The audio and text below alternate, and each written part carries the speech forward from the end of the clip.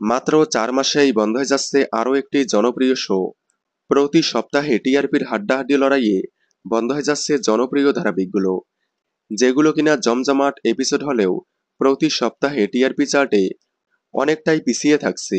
ধারাবাহিকগুলোর অনলাইনে huge fanbase এবং জনপ্রিয়তা থাকলেও টিভিতে টিআরপি না পাওয়ার কারণেই অকালেই বন্ধ করে দেওয়া হচ্ছে।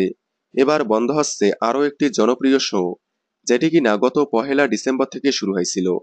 কথা হচ্ছে সান বাংলার অন্যতম জনপ্রিয় শো লাখ টাকার লক্ষ্মী লাভ। শোটির সঞ্চালনা করছেন সুদীপ্তা চক্রবর্তী।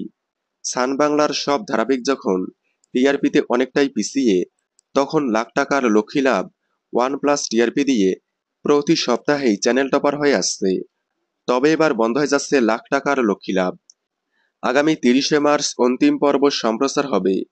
তবে খুশির খবর হলো 30শে মার্চ প্রথম সিজন শেষ হয়ে গেলেও 31শে মার্চ থেকে আবারও শুরু হচ্ছে লাখ টাকার লক্ষ্মী লাভ সিজন 2, যেখানে অনেক নতুন নতুন খেলা অ্যাড হবে।